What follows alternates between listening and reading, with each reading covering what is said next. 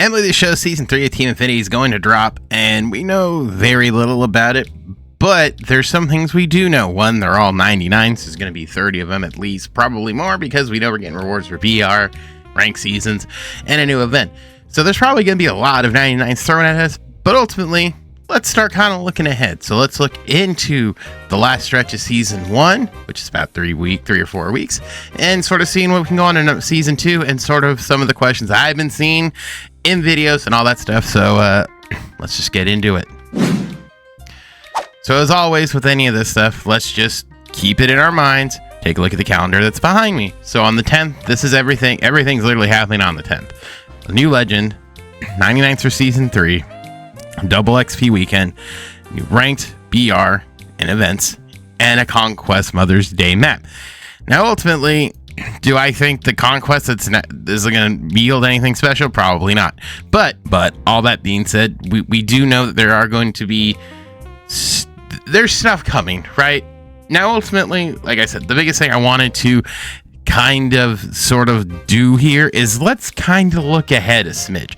The reason why I want to look ahead a smidge is because there were some questions on the last video, and well, not questions, comments.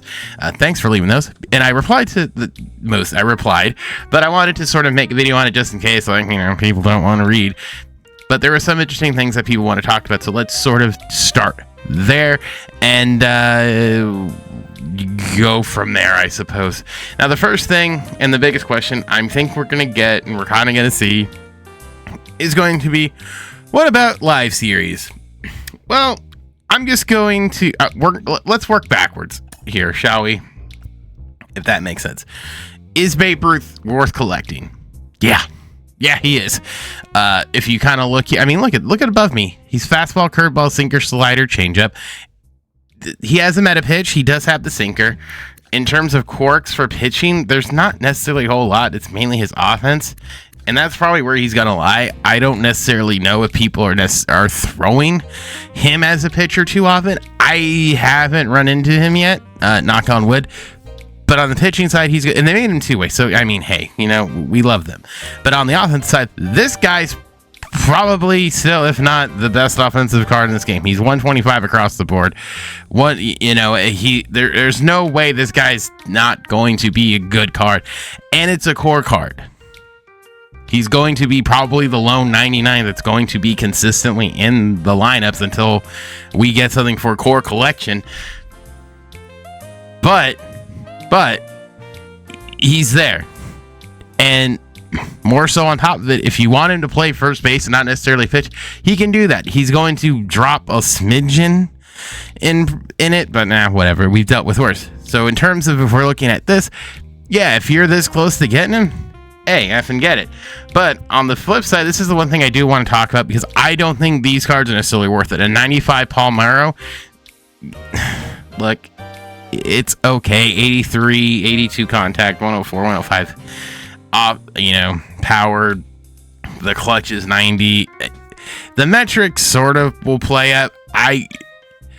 Again, if you're looking at reset for Season 2, he's going to play fine, right? He's probably going to be one of the better cards you're going to get, because if the reset is like a full total reset, you are going to be looking at cards back to kind of where we were when we started, like in the high 80 to low 90 range, like 88 to 91 probably. So realistically, is he going to be better than what's available? More than likely. And plus, we don't necessarily know where these wild cards are going to be. And even if they get wild cards, you're probably going to see 99s anyway. So keep all that in mind. As for the Pedro Martinez, for the most part, every Pedro card that's been in MLB The Show has been absolutely, completely, and utterly rocked. Fastball, changeup, cutter, slider, curve. He's just been rocked. I don't know what it is. Pedro cards don't translate well. I don't know what it is. He's got outlier. I don't know why he just constantly gets snacked up and around. I don't know. But ultimately, like I said, we're close to get it. And some of these cards, I think are kind of slightly worth it. Cal Ripken. These are all core cards, so like some of these diamonds you're gonna get kind of along the way here, I think are sort of worth it. Even some of these golds are probably worth it. I mean, this 90 Bernie's not the worst thing in the world. Cliff Lee here is probably not the worst thing in the world to get. So I think there's value in core.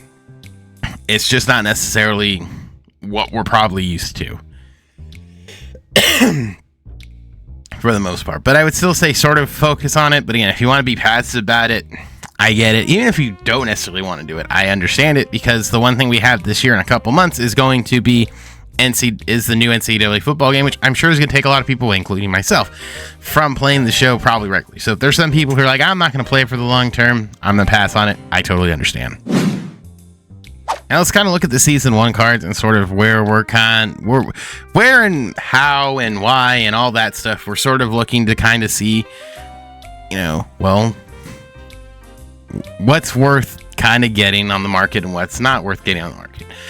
I'm going to go out here on a limb, and I'm going to make the bold assertion, the bold claim, and say if you can get one of these captain cards, I'm going to say it's probably going to serve you well.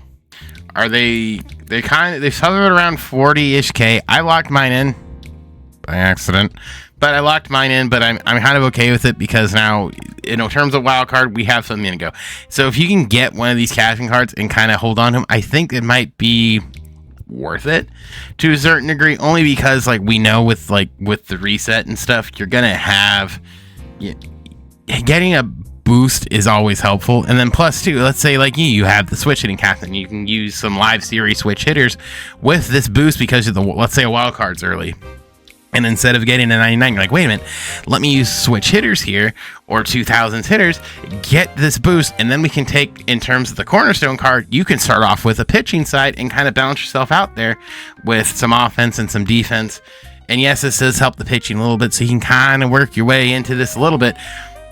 But let's just sort of, use that, because if you use this hitter, hey, that's actually not too bad. And then you can jump in with another pitcher and use that there. Sort of the same thing here with these 2000s hitters. This last boost here is, 15, 15, and 10. That's great. That's perfectly, that's a boost, and you can kind of build your team around that. And then again, take a cornerstone pitching card and kind of use that. So there's ways to, I think, balance it out, where it's some of these cards that you're kind of seeing that are a little bit more expensive might, if you don't want to buy them, hey, don't buy them. I'm just saying, I think these are a wise thing to kind of keep and maybe hold on to, just because it'll give you that, it'll push you up a little bit more. So when you're kind of team building, it's going to benefit you to a certain degree. And plus, we don't necessarily know what these core captain cards are going to be, because if we go back to where, the cornerstone captains were prior, they were what, 80, let's see if we can find it down here. They were what, 88s or something? Either there. They were 88s. So I mean, let's say they have another captain like this with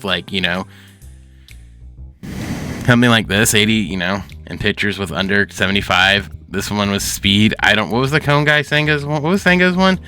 K per 9. You can kind of work your way around it and sort of build a squad that way with a hitter and a pitcher and be totally fine. I think that's, that's perfectly reasonable, and kind of go that way. Will there be one kind of like Buxton where it'll be like that? Who knows, maybe. But I'm just trying to make the point of hey, unless there's something that stands out there that's whoa, pick me, you can build it that way and have maybe, hopefully, possibly, quite possibly a slight edge, at least in the early going. You might not. But again, trying to just say we can broaden our horizons and sort of look in that direction a little bit. And sort of see, going in the same vein here in terms of cards that if you can kind of get your fingers on, maybe not the worst thing in the world. These cards that came out with the game, they've dipped in price a smidge, and these are core cards. They're going to be 90s, they'll be decent kind of at launch.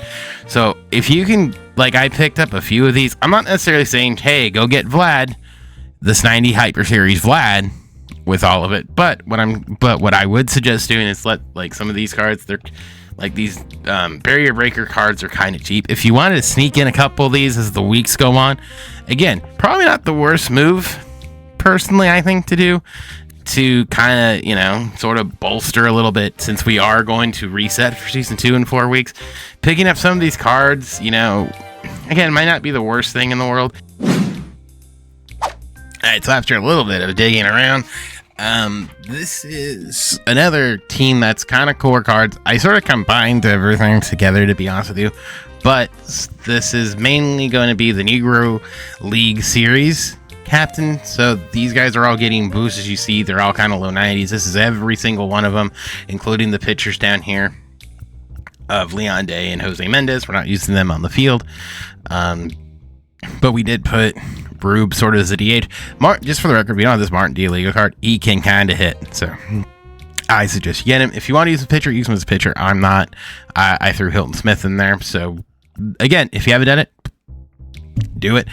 Good enough team. I think those two teams are good enough to kind of get you where you want to go potentially. I don't know, but hey, it's better. Again, we're looking at the bigger picture and something that's better than nothing. Well, that's sort of everything I kind of wanted to talk about. If cards drop later on, we'll talk about them, but they haven't dropped anything as of recording this. To be honest with you, I'm going to let's just double check. You know what? Let's just double check. We're here. Let's just double check really quick, because if they are, we can add it right here at the end. I don't think they necessarily dropped anything yeah, let's look. MLB The Show here on Twitter. They did. Hang on. Hold the phone. Let's take a look here. Hold on. We got something new. Look at that. This is I'm looking at it. This is all right, hang on, hold on. We're not done quite yet here. Let's jump back. Hold on. Hold the phone. Hold on. They done did it. Alrighty. So if you're looking at it here from the hot, this is fresh off the presses. Your cards for the AL East Chapter 3, all 99s, and they're all hyper. Wade Boggs of the Red Sox, Brad Miller of the Rays, Brian Roberts of the Orioles, good old Tom Henke and DJ LeMahieu. Those are the NL East cards that are coming out Friday. Again, all 99s. So yeah, that literally just dropped as I was about to end this video. So there you go. So the trickling now, it's going to be done. I'll do a bigger video once we sort of see some of these other cards, probably Thursday or Friday. But that's that. I just wanted to show you that and talk about some teams for earlier on. It looks like if the cards are all Hyper Series, that Hyper Series captain, let me tell you, get on him if you don't already. But like I said, sort of take it slow. If you fall into one, you fall into one. If you don't worry about it. But all that being said, my name's Specs. I'll see you guys all in the next one. Bye, guys.